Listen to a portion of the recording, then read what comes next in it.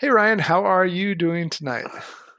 Oh man, I'm fantastic. I went out today with my mask on and I went to the local hospital and I got my first bit Flu of shot. midichlorians Midichlorians, okay. because my second dose of midichlorians is on May the 4th be with you.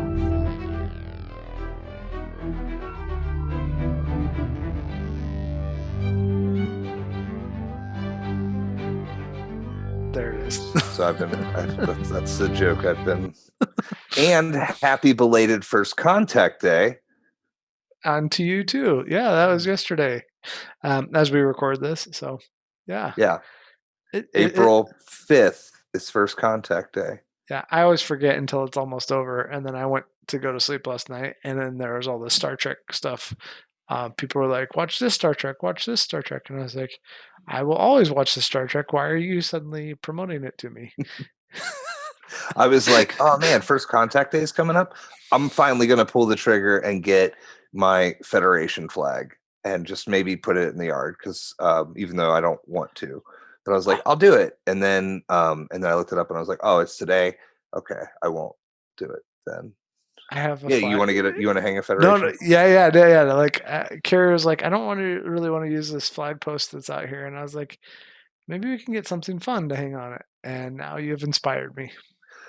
When I was looking at getting a truck instead of a van and running flags behind your vehicle was immensely popular for the wrong reasons, and it still is. I wanted to do that, and I wanted to run two flags, but I wanted to run the United Federation of Planets Star Trek, and then I wanted to run, which is this is mixed messaging, the Starship Troopers Mobile Infantry flag. I don't think most people would have got it, so you No, would they have would, been. but somebody would have been like, "Oh, cool, that guy's got." Those are two different. What is it? Section 49 or whatever. Like, we would just assume that you're part of that. The ones that are like protectionists for the Federation and they're time travelers and they break all the rules and everything else. I am a much bigger fan of Star Trek than I am a person that watches it. Fair. All right. So tonight we are talking about some board gaming news. We haven't met for a while. I attended an online con, GaryCon, for Gary Gigax. I didn't do a whole lot with it, but I got to check out some cool things. And then there was Gamma Online, which is Game Manufacturers Association. Got to hear from some people, and we have a guest coming up for that soon. What does Gamma stand for again? You kind of slurred that one out. Game Manufacturers Association. It is a industry group that is needing to find itself a little more, I would say, right now. They're still working on the diversity thing, but they Well, with the way that you pronounced it the first time, sounded pretty diverse. Gamma. Okay. Uh, anyway, they usually meet. They had been meeting in Las Vegas. Now they would usually meet in Reno. It was all online this year. I actually had a really cool thing called Spatial Chat, but we won't get into all that. Well, I'm peaked. I want to know what Well, was spatial chat. Quick, so, five elevator pitch. uh, Sims, where you can like move your person next to somebody else, your little bubble, and then you can only hear them when you're close to them in this virtual room. And so you're doing that alongside Discord and things like that. So it actually made it a better online convention experience than I've had for any other online convention because you could like I really felt like the audio thing made it feel more like being in a room with people. No, that sounds amazing because then yeah. But you didn't have to have your video on. Like you could just talk and listen to people, but like still sit in your pajamas, right? Um, Yeah. No, so that's great. I mean, I've never wore a pair of pants for any of our podcasts. maybe I I, am, maybe I'm not. You I don't haven't know. worn pants from March 5th, 2020 to March 5th, 2021. Oh, it's been a long time. Um, so, anyways, Gamma happened, learned some stuff, heard about some cool things coming out. I think this year is going to be just as good for board games as last year, which is saying a lot. Because I think last year was really good. There's some other good stuff come out. So we'll just get right to it. Let's get right to it. Magic the Gathering is debuting the highly anticipated Adventures in the Forgotten Realms, which is a D&D setting. Is this the first D&D setting for Magic cards? It's not, is it?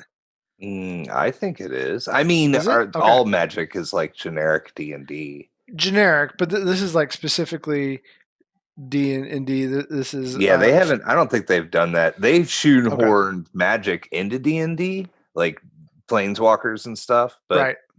But then again, I'm like not the most reliable source. Is this going to be Commander, or are these going to be like sets for? They're replacing the core set with this release, and they're changing up the way that Wizards Play Network works for some qualifying stores, and I think they have to get in by the beginning of June.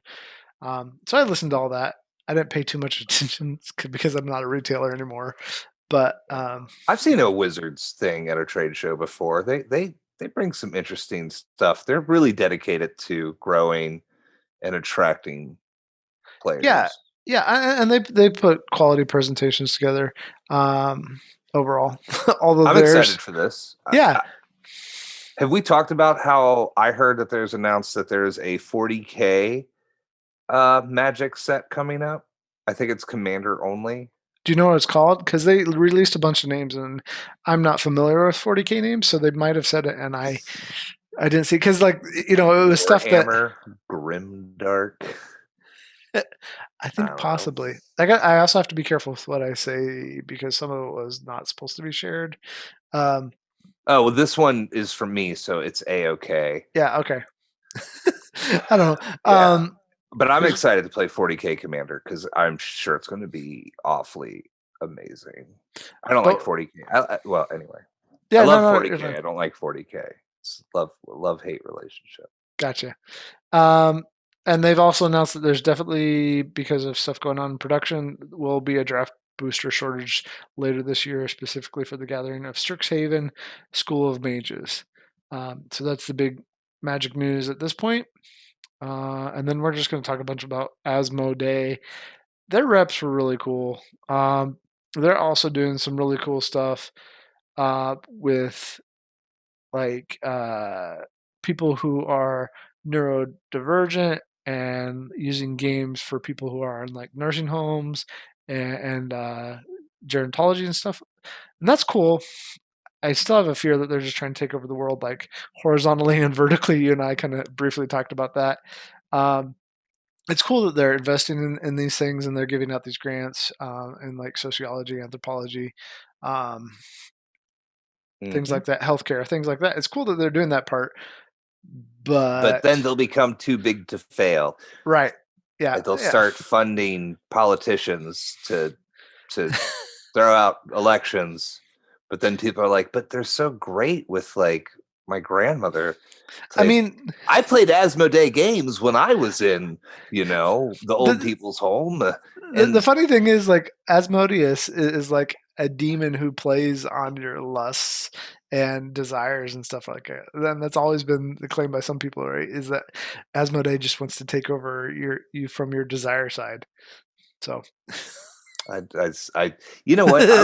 I watched something. I'm going to spitball a lot this episode. Yeah, go for it. I watched Godzilla versus Kong last night, and no spoiler alerts, but it's so good. no spoilers. I really liked it. I didn't even know there was a Kong movie that was a couple of years old. Yeah, but I decided I wanted to do a fake conspiracy theory podcast. I'm way too lazy to do it, but this thing that you just said about Asmodeus, I think that's the spark. I think that would be a really good tie it in to come up with a story about a conspiracy, kind of like QAnon, but people know it's a joke. Q Asmodeus Day. Q Asmodeus. Yeah. Yeah. Anyway, okay. So first thing with them is they've removed the ability for stores, local stores, to sell on Amazon through third party. If people aren't familiar with that, that's basically where you use Amazon to warehouse and so forth, and then Amazon sells it, and you pay them part of that sale. But whatever. And Amazon. That's a big thing. Have we talked about that before? A little bit, but some. but now Asmodee is saying that they exclusively can do it. So they're basically trying to price control a little bit better their products, which is good. They will help protect the quality of their products, and I think it will drive in some areas more people to or their local store. Um, I mean, if but people get mad at Jeff and they start boycotting Amazon, I think we're a you ways know, from that. but yeah, but I mean, like I think Asmodee's taking it on the chin for brick and mortar, and and and I think that's a good move. Yeah, I mean, I'm sure people disagree, but like warehousing through Amazon and selling through Amazon is very limited overhead. A lot of people can do it, and with yeah. Asmodee doing this, endearing us to them so that they can eventually, you know, um, The biggest problem with it for local retailers will be the fact that Asmodee is still going to do random sales that they're not going to let anybody else do, and then they're not going to tell anybody out, and then they will put those on, put those yeah, on Amazon and sell them out, and people will be like, "Well, I just bought." 2 case packs of that. Why are you? Why didn't you warn me at least? It would be nice if you would warn me that you're going to drop the price to 40% off or whatever. So true. But you're gonna get like FOMO people that are going to hopefully be buying through brick and mortar, sure, and then hopefully Asmodee is going to act. And I don't want to really defend Asmodee too much because I'm not really a big fan of yeah. them. So But let's I think these are good. I think these are good moves. Yeah, well, I mean, let's see. So they are becoming more and more distributor. I'm still going to guess that they are going to try to buy out another major distributor at some point in the next 2 to 3 years, and that comes related to the stuff we'll talk about here in a second. Yeah, Uh, I don't like how many hats they wear. yeah, they're wearing a ton now. So in the U.S., and they're the exclusive distributor for Fantasia Games now, which is the game we talked about in our games that are coming out this year. Most anticipated: Endless Winter, Paleoamerica. So they're exclusive distribution in the U.S. for that. Tabletop Tycoon, which is Starling Games, which includes Everdell, which is having a massive Kickstarter right now that everybody's excited about. Meeple, Victory Point, not Pint, Sparkworks, and Paula Hero Dice, which is Black Orchestra, and Nemo's War, which also just had a huge Kickstarter. Eleminis and the Princess Bride game, which is like Target and so forth. Um, I mean, I want to play that, but I don't know how I feel. It doesn't look. It looks IP, like an IP game. yes, it definitely is, but I've also been kind of enjoying a couple IP games. We can talk about that a different night. Um, Thundergriff game. Real quick, I mean, I think games have gotten so much better in the last 5 years in general, but that's a different story.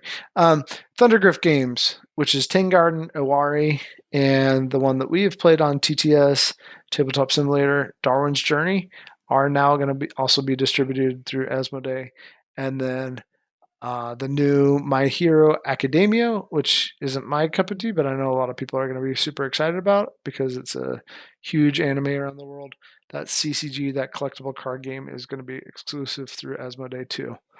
Um, It'll so compete with Magic for a hot minute, or maybe other CCGs, and then it will disappear off the face of the earth like all other CCGs.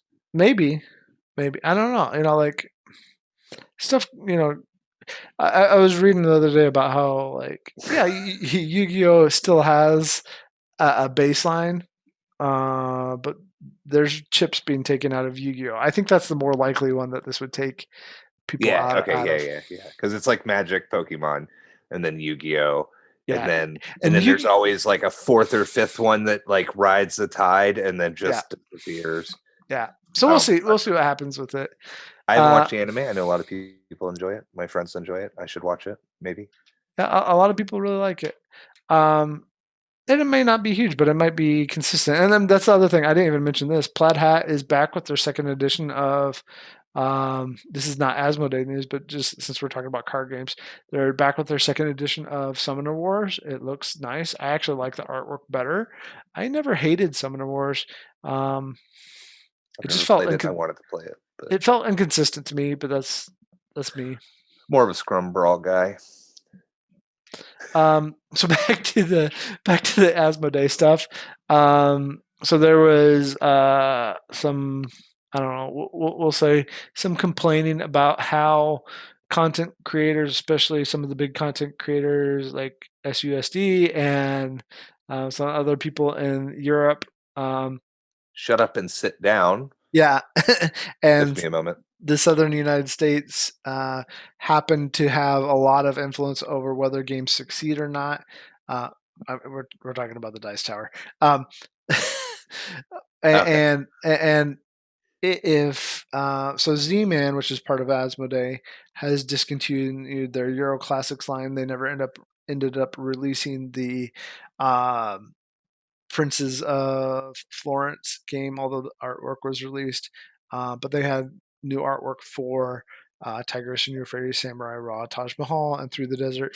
The complaint by some writers who actually even work for Asmodee was that it was cultural appropriation. Anyways, with the artwork, um, I don't think Reiner Knizia was bothered by these games not being released because he's cranking out other stuff, and we'll talk about that in a minute. But there was small grumblings. Um, Yeah, they'll most just reskin them and re-release them when the prices are 50 times higher on eBay. Yeah, that's probably what they'll do. Like, why not reskin them anyways? Like, I would enjoy Tigris and Euphrates if it had a like some kind of AI built into it too. Because I have not physically played the uh, the game in 7 years, but I have played the app in the last few years. And as somebody who has played a lot more solo games, I think it's a game that could be adapted, reskinned, and turned into a better game that has a solo mode. So I I why have not? wanted it for like 6 or 7 years, Hmm. but I have never played it. But I did meet a guy at Origins who was a retiree from Maryland, and hung out with him in the bar. Uh huh. And he was only at Origins to play Tigris and Euphrates. And I was like, man, if you came here from Maryland to play that, I mean, he was going to do other stuff, but like Uh huh. he was big into Tigris Euphrates, like competitive play or something. Yeah. Yeah. And and I was like, man, if you flew, drove, whatever here just for that one game, and that's like your jam, then I need to play this. I think at its core it has influenced a lot of other games, and that's I think that's a bigger subject. But But yeah, I'll never find out because it'll never be sold again. They have um, to burn all the copies that existed. It's like a Fahrenheit. no, no, no, no. That's it. All right. Probably the biggest news, though, and this might be the biggest news in general that we talk about tonight, other than like pure dollar stuff, which I don't care too much about. But biggest news from my perspective, as far as publishing, is Asmodee is not only becoming the sole distributor for Plan B games and their ancillaries, but also they acquired Plan B games. So Plan B is now part of Asmodee, which includes Next Move, Pretzel, and Eggertspiel stuff too. What So, kind of games are those that Plan B produced? so the biggest one is the abstract hit Azul, which we've talked about several times, which I love, Mhm. um, and was exclusively distributed in the U.S. from GTS distribution. And then you My have things. favorite distributor. Well, I think. Well, let's talk. Let me share some of this, and then we'll talk about it. So, also there was Great Western Trail, which was exclusive to GTS, and the Century Spice series, which again, and the Golem versions of those, which were again exclusive to GTS. Now, GTS has been completely cut out of the picture. I don't know if Asmodee is trying to squash GTS, which I don't think they will be able to between GTS doing Pokemon, Magic, and sports memorabilia. But I could see them becoming primarily those things and Mhm. just kind of getting out of the board game, except for some indie distro. I've heard Um, that the sports stuff is like a lot of GTS's bread and butter. So yeah, I mean, it would cards cards are a lot more a lot easier to distribute anyways, like whether it's Magic or sports cards, because you don't have to have the same kind of damage worries and those kinds of losses like you do with board games. Like board games get damaged all the time in oh transit. man, if somebody messes up their, well, I guess yeah, packs of cards and stuff. I don't know. People get mad about their boxes that they like. Oh God. I ordered a game off the internet and got delivered to my house and the box was damaged. It's like, Yeah, okay, and it's go to like your game. Like, why, like, it, yeah, like, and it's like a tiny little like scrunch in the corner, and I'm like, what? Are you serious? Like, well, it's, man, like, oh, gosh, yeah, I think that's why I got off Facebook. yeah, It was the board game Facebook group threads of people complaining about damaged deliveries. Like, you know right. how many people handled that? Like, and some people can't. They don't live close to the game stores. I get it. But most of these people, they just want it all. They Yeah, want it cheap. They want yep, it now. They want hmm, it in mint condition. They yeah, want it free. They, yeah. So maybe sorry, no, that's fine. Maybe this will be a good thing for GTS, but I think either way, this is Asmodee getting closer to becoming uh, a Goliath. a Goliath of a distributor in the U.S. and probably taking over somebody else too. I think, yeah. Anyways, Okay, it's only going to get easier for them to take people over. right, they have everything now, right? I mean, They how just many games, good games, did we just mention that they are the exclusive distributor for in the largest market in the world? Yep. But obviously they're going to be benevolent. They will not take advantage of their market share. They are not. They wouldn't do that. um, so that's that.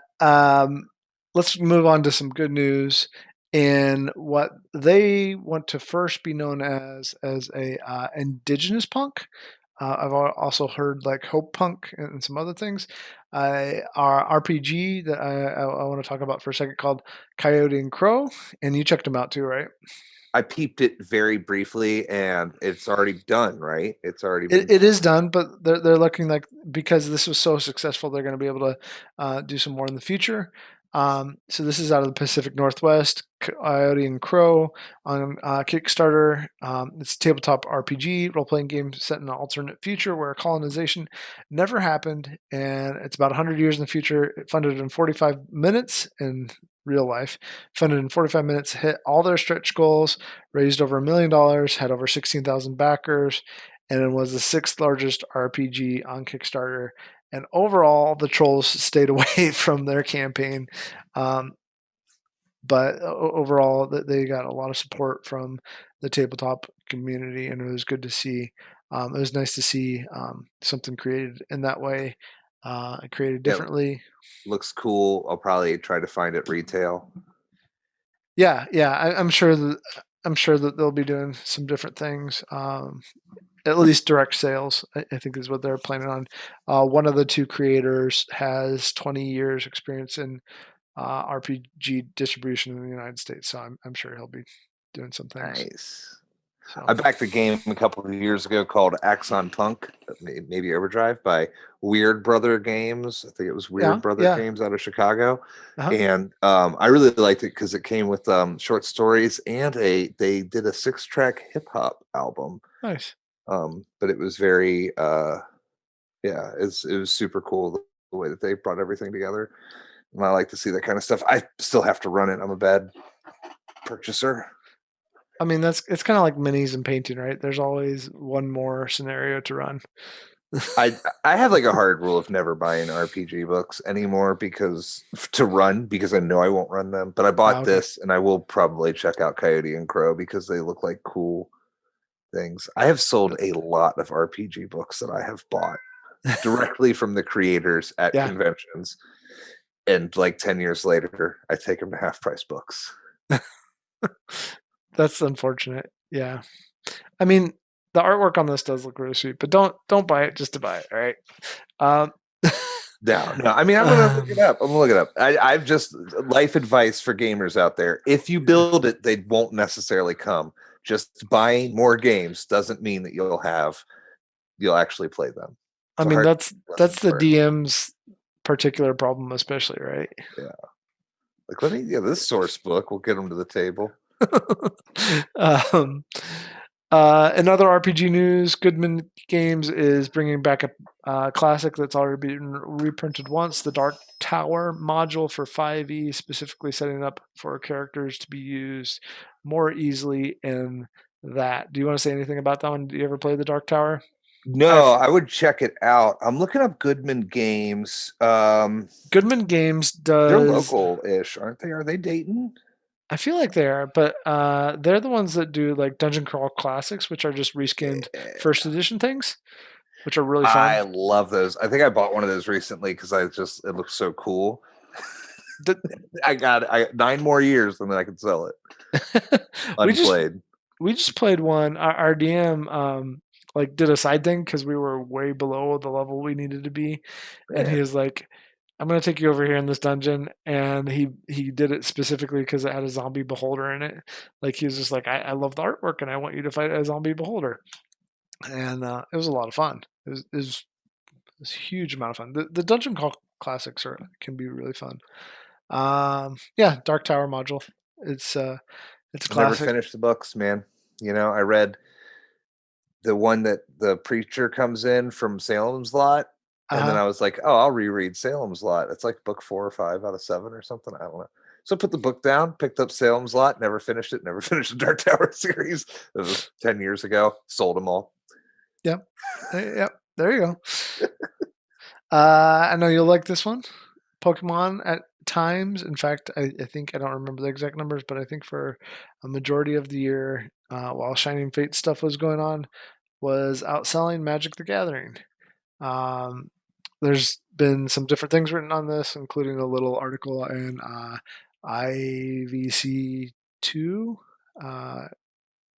about how people are probably drawn to it because of the anchoring heuristic. Basically, the idea of that, like, if I know that this car over here has sold for $100,000 and I can buy it right now for $100 because I think somebody's being simple minded, I will buy the car for $100 over here. While if there's one over here that is, I've seen it sell for $1,000 and they're also selling it for $100, I will always pick the one that sold for $100,000 because in my mind, the one that has sold in the past for $100,000 is probably going to be worth more. So heuristic is just a fancy way of saying how we look at the world, how we understand things, that lens that we put things through of learning. So, um, Or maybe people just got time to play with their kids now. I think that was part of it, but now that the prices have skyrocketed, right? Because like, what parent's going to be like? Well, yeah, that's true. What parent's going to be like? Oh, you guys want to play Magic? Like at that age that you're playing Magic, Yeah. your kids are like not trying to do that, and you're not trying to do that unless you're already familiar with it. But if they're like, hey, I want to, you're walking through Target, and because they don't have them in stock anymore. Because I like to treat myself to a theme deck every now and then, me and the daughter. And I just thought that they moved them because they had a spot. And then I was like, oh man, they're not in a spot anymore. They must have moved them in the store. That's weird because they're right next to the Magic cards and the YuGiOh. And then it's just empty. Yeah. It's been a crazy year with Pokemon. Well, here's an example of heuristics, and then we'll apply it to Pokemon. If I said, pick a number bigger or smaller than 5 million, how many stars do you think there are in the night sky when you look up on average? 5,000,001. 5,000,001. Okay. Yeah. So what people will generally do is, what if I had said, pick a number bigger or smaller than 5,000? What number would you have picked to guess on it? It's like, well, I think people would probably pick smaller than 5,000. So, yeah, people will pick relative to the first number that you mention, because what you're doing is you're placing that heuristic, that learning tool in their minds, right? Okay. And then yeah. Okay. So whatever you reference first, so whatever the person reference, whether it's me, like with our car example or whatever I reference first, that's what I'm going to think is an important number relevant to this thing. So with stars, there's 2 trillion on any given night, but maybe that's all that you can see. So, but like with Pokemon, because we know last year that. Sorry, we're recording right now. I have to interrupt. You're fine. We missed the ISS flying overhead about 10 minutes ago. Oh, I'm sorry. No, it's all right. I missed it yesterday because I can't read. So So anyway, Okay. so speaking of, So how many ISSs would you see tonight if you looked outside 10 minutes ago? Greater than one, or more or less than one? one. See, Hopefully I I'll get it move. now because I led with one. You know, that was the So because Pokemon recently had a card sell for $200,000, people are going to adjust for that, and they think that all the Pokemon cards are now more valuable, whether they actually are or not. But that's the whole thing with value, right? Is like people assigning value to things. So like Bitcoin, yeah, NFTs. yep, sure, exactly. Like it's silly. Okay, so Pokemon, that's news. Let's talk about board game cons and that real quick.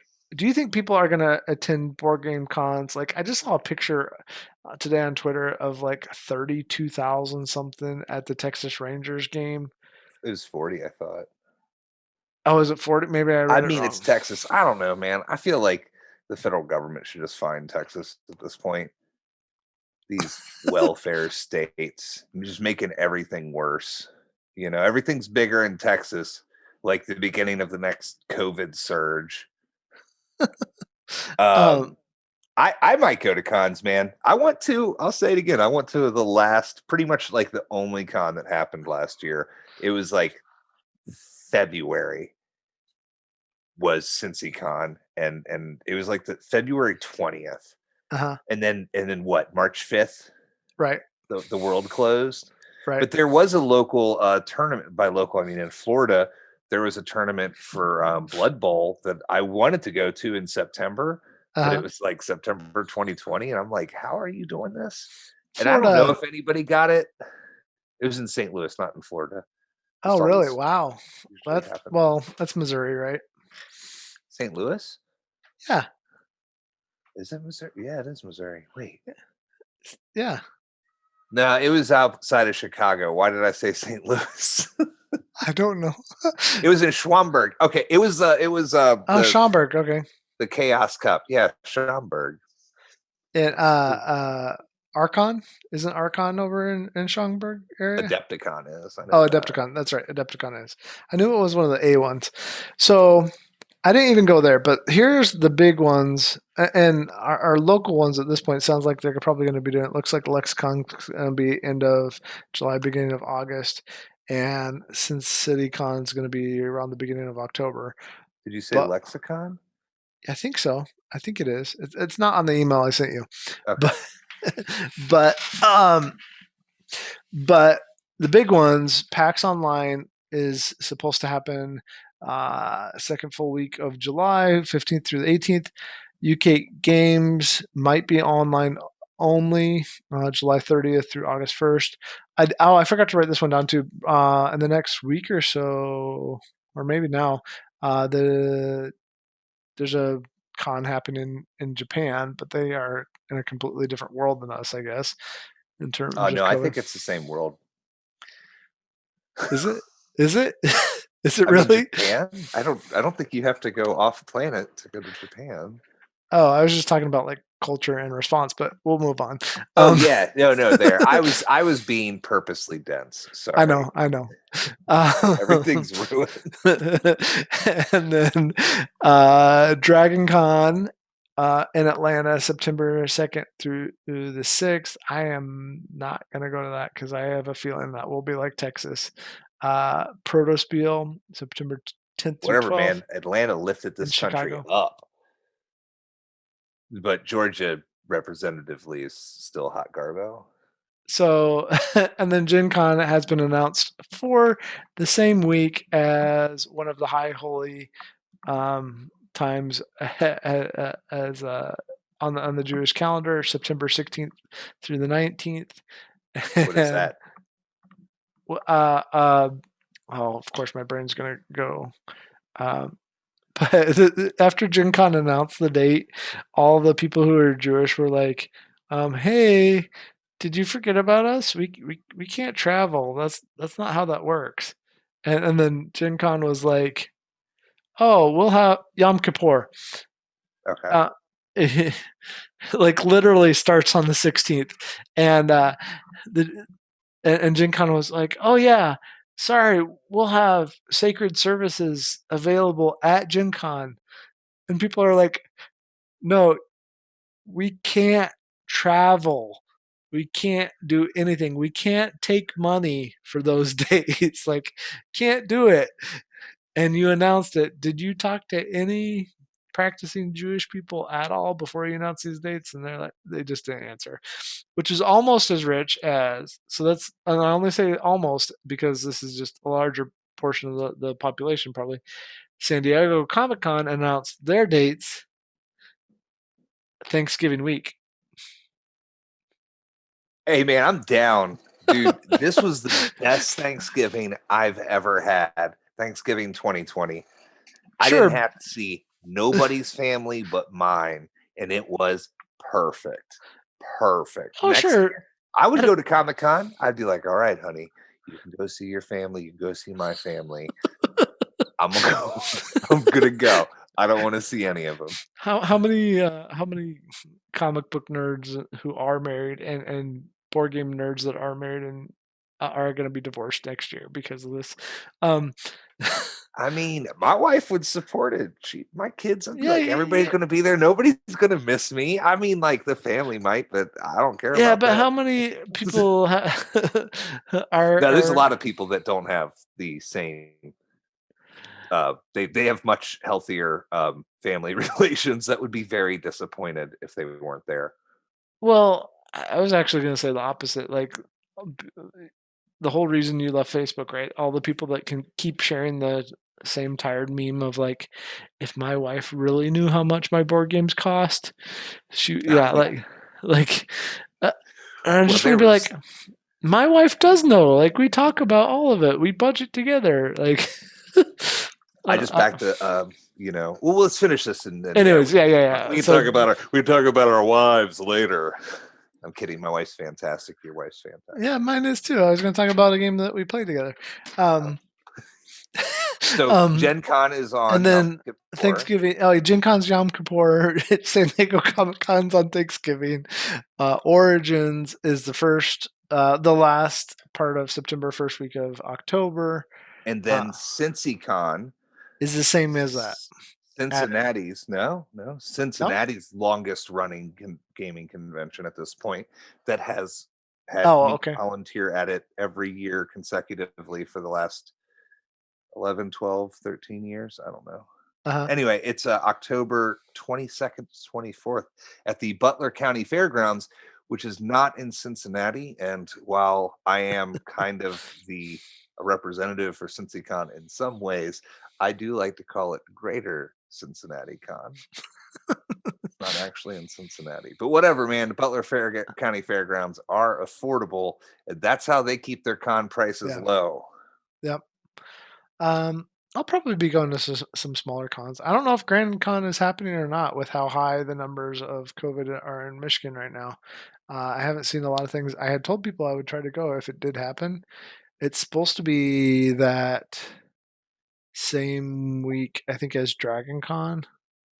But I was looking at Yeah, the guests, I and some of the guests I know are people like Carla, who even with the vaccine don't want to go into crowded spaces at all. yeah. Like Carla was supposed to be a guest last year at GrandCon, and then it has rolled over. And then like I know Eric Lang is supposed to be there, and I know he's not a big fan of crowded spaces right now, and some other people like that. Well, Um, Ohio lifted the mask mandate. If you went into Kroger's last night like I did, that's what you would have believed. okay, so I don't know. I don't know what cons I'm actually going to go to. We'll see. Well, I I don't don't. know. I'll definitely go to CincyCon, and I would love to go to Origins. Yeah, I am not going to. Okay, I would love to go to CincyCon. I'm not definitely going because variants or whatever stuff right. like that. But I have set up and tore down that con for over a decade. It's an experience. I enjoy it. I would also really like to go to Origins because that is on this whole list. I haven't been to Dragon Con or pretty much anything besides Gen Con, but I like Origins a lot. Have you been to Origins? Yeah, I have. Yeah, no. Um, Sorry, when I said no, I'm just thinking like these are just some of the bigger cons, and that's why I put them on this list. No, So no, yeah, like there's yeah, CincyCon that's probably happening this year. and That's that's the local. one I was saying that I think is There's was Lexicon, which is the same company as CincyCon, right and then there's also a CataCon, which is sometimes in November. That's in Dayton. in There's Dayton. Yep, DayCon. I yep, don't know if that's still happening because I'm not on social networking. yeah, The guys that run that are really cool. That yeah. one was out of a church in Dayton.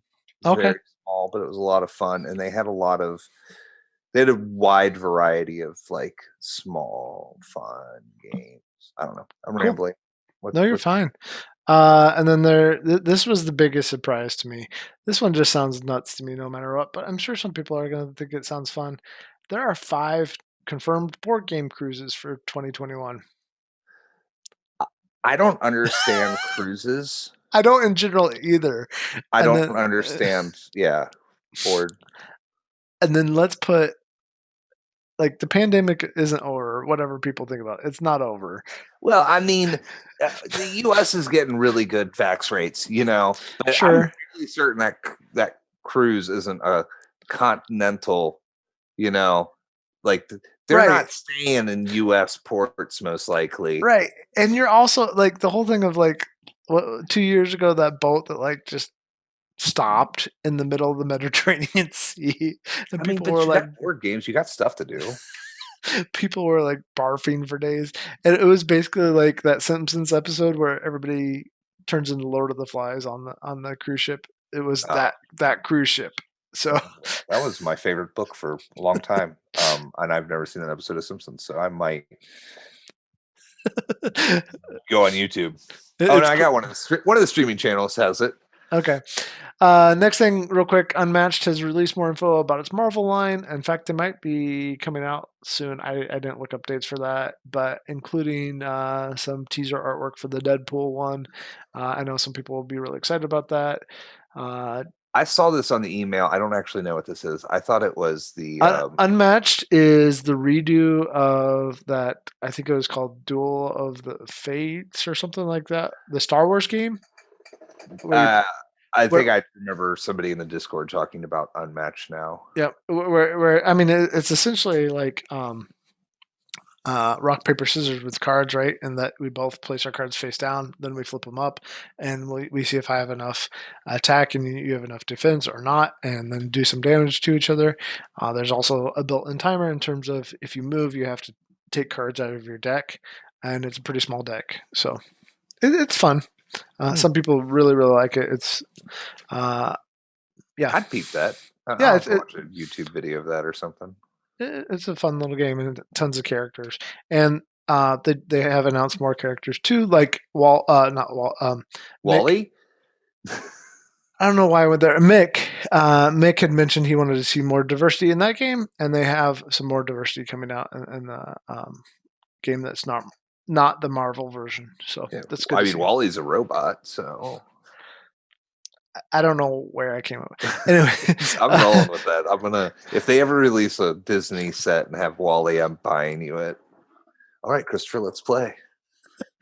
I just can't imagine. Well, I guess Disney already did give the license if it's Marvel, right? Oh, Yeah, okay. exactly. Um, I'm gonna run as Ursula. well, then we just need to play Villainous because she's in that game. I'm Um, down. Reiner Knizia will be releasing, and this is why I said earlier, I don't think he cares too much that his Euro Games line, Euro Games Classics or whatever is going out. Will be releasing the Siege of Runedar. And here's something interesting about him. Did you know that Reiner Knizia was part of a group of people that went into a bar in Belgium during, I forget what con it was. It was probably, it might have been during Essen. Who knows? Whatever. But they went in there like, we are not coming out of here until we get an idea of how we're going to get credit for our games as game designers. So this was like 20 some years ago. And Mm. what they decided is we will require as part of our contracts that you put our name on the front of the game box when it gets published. That's part of our contract. If you want to publish our game, our name goes on the box next to the publisher's name. I heard you get 5% less as a standard practice to have your name on the box. I have no idea. That's interesting too. The only reason I knew this was there was another designer who was on Twitter earlier today. He was like, "Ask for our name. Make sure you mention our name when you talk about our games, whether you're reviewing or just saying you enjoy it or whatever." Oh God, I don't even remember the name of half the games I'm talking about. Sometimes I'm not even talking about the right game. It's not even I'm misremembering the name. So anyway, um, man, we No, see I what will. I will. That is good though. That person that said that is absolutely right, and I will try to do better. And but he's just saying if you don't, it's harder for us to negotiate our contracts later on. So, yeah, anyways, Reiner Knizia releasing the Siege of Runedar, which is a cooperative deck building game with art by Andrew Bosley, who did no, Everdell and Tapestry art, and it will be published by Ludonova. I think that this thing looks really, really cool. Like I never thought that a cooperative deck building game would be fun. But then I saw this and I was like, "Oh, this might be really fun." It's dwarves like protecting their mind from the orcs. I like it. Yeah, sounds fun. I'd play it. Um, I like some that dwarfs. Yep. So I'm looking forward to that. That's I that's been need on. more halfling representation in games, honestly. But Yeah, yeah. I it's mean, everybody. It's always dwarves and maybe I elves. But maybe I what? will. I mean, Mr. Knizia has done some halfling games. Really? Lord of the Rings. Oh, well, that's which one? What did okay, I gotta look it up now. It's not. It's not War of the Rings, is it? It's not the. No, that's not the Is it a Knizia Lord of type the of way. Rings game? He's done Is it on the classics that's getting discontinued? no. Okay, now I have to look it up. I would look it up, but I would probably. I don't think my It is autocorrect literally would. called The Lord of the Rings, the cooperative game. Ooh, did that come out like in 2016? It came 18? out in 2000. It's been out for 21 years. Oh, geez, 21 years. Oh gosh. Yeah. All right. Uh, all right. All So right. that's Mr. Knizia. I mean, He's probably more focused on the worlds of men in that game. I don't know. I'm just making that up. you have I wasn't talking specifically about him. okay. I'm just saying in general, it's always You want more dwarves, halflings? Yeah. caverna, dwarves. True. True. And then this is all I had, and we can end where you want to end. But Simon, come on, Cool Mini or not, however you want to call them. I don't know that they would know what they want to call themselves. We'll have another campaign with most, some, not quite all, of some of the Marvel United boxes. Blaze and I recently got in on this silliness. Here's one of them. I've been Let me see painting. it. I've been painting my chibis. Can you tell who that is? That's Captain Marvel. It is Captain Marvel. So wait. What's Marvel United? Marvel United is a cooperative game. I think Tulu might like it. She might be able to pick it up. It's quite light, Okay. but it's really fun.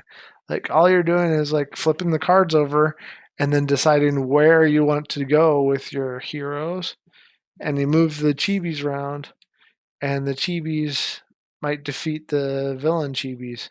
Oh, I like this. I actually thought that this was because my reading comprehension is awful. I thought this was talking about the FFG Marvel game, and I didn't realize that Marvel and Disney have just been giving out that license to everyone. It seems like it, right? I mean, but so there are 3 really, really good Marvel games out right now, and they're all by different studios. I mean, technically 2 are from the same big arm publisher, and that they're both Asmodee, but Marvel Champions, the card game, which Mhm. we've talked about several times, is Designed by. I'm kidding. We'll work on it next time. a team of guys from FFG who, who I can see some of their faces, but I don't remember their names because I'm really bad with names. Marvel Champions, Marvel United, which is Eric Lang, but the other designer I didn't realize I gotta look this up and share it now. The other designer on the game is Andrea Chiarvesio, who Okay. did Kingsburg, Oh yeah. Yep. yep, and Kingsport Festival, which is actually a really fun game, Cthulhu I game. can see both of those in my mind. Yeah, but a bunch of other stuff. Like I didn't realize he had done as much as he had done, but like they really Eric and I don't know Andrea. I don't know however you say his name correctly.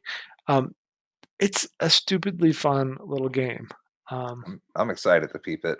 Get to painting minis with me again.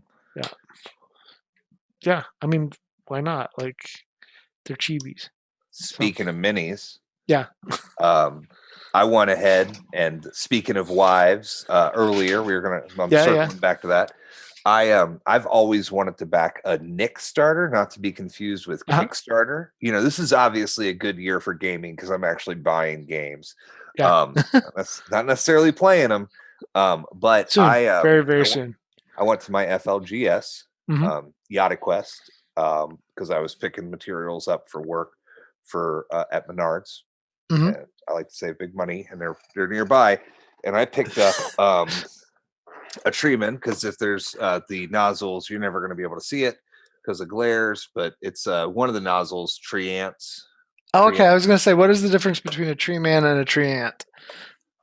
Ooh, tell me, is this a joke? I don't know. No, like you said, I picked up a tree man, and I was like, in my mind, I was wondering, what's the difference between that and a tree ant? And this is a tree ant. Treeman is what I was looking for Blood Bowl. Ah, okay.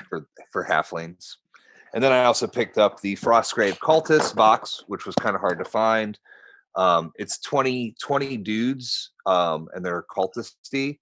What's Okay. really nice about these is they have 4 Frostgrave.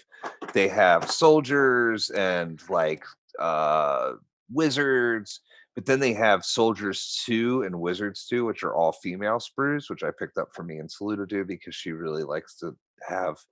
She gets very excited when she has like female characters that she can paint, Yeah. you know, which is good that exists now because like 10 years ago, very hard.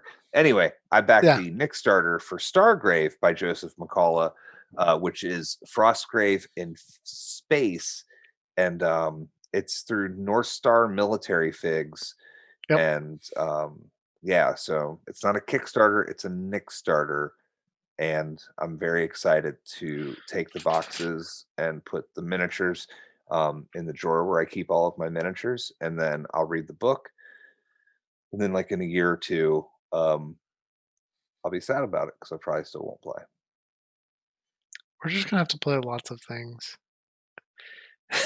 Like, I keep getting calls for work. I'm like, yeah, I'm getting vaccinated. I'm going to go hang out uh, with my buds soon. Then I get 2 to 3 calls a day. yeah. So, what did you play with your wife, Christopher? Well, I was going to show you this game. It is called Shifting Stones. It is not Azul, but it is an abstract game, and this is from Game Right. And yes, they did sponsor me by sending me a couple games, which was really nice of them. Nice. Other than that, like they didn't tell me how to do anything except share them on social media. They did not send me this one. I picked this one up because I thought it looked cool. Um, I like a lot of their games because they're easy to teach and fun. So this one, you have these nice little textured tiles. They're just cardboard, but that keeps the price down on them. Mhm. They're really I mean, nice they're pretty quality. big. That's a pretty big piece of Yeah, acrylic or something if you're going to do that. So, yeah. Also, like they're textured. They're really cool. So they're double sided, and on your turn, you either take take 2 cards, or you play cards until you don't want to or can't anymore. And what you're trying to do is get points. So like you have a 3x3 grid, and mhm. if you make the um, Tic-tac-toe alignment of the cards, you yeah, score if it. you make the alignment, then you get to score the card and you put it down in front of you. It Nice. teaches in like 2 minutes. It's really, really, really fun. Nice filler. And what I use filler for, I don't use that derogatorily at all. Um, but like I use filler for the fact that like if I wanted to play in the morning at breakfast it would be something that like Carrie might be willing to actually play because it's that short of a game. Yeah. Well, I mean, like you're getting together with your bros, you're playing something really heavy, it ends earlier, not everybody's there. You're Yeah. not going to sit down and be like, well, the only thing that I own are ultra heavy games. And I know Yep. Tom's showing up in 20 minutes, but let's just play Shifting Stones. Shifting Yep. Stones. No, I Yep. don't know. Let's play Twilight Imperium. And the artwork on it, including on the tiles, is by one of my favorite artists, Kwanchai Mariah, who hopefully someday I've had a couple emails with him, but his father is sick with cancer, so he is focusing on that right now.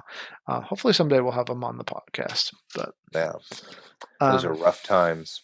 yeah, no, I can't imagine what he's going through with taking care of his dad. So yeah, any other board game news you want to end up with? I think that was a good talk about what's going on. No, back to Small Box. I don't know if I mentioned that they had a new Kickstarter going out, but he only runs his for 10 days. So I backed that. It funded successfully. What was the game? It's Dirge, Rust Wars. Oh, I did see that. Yeah.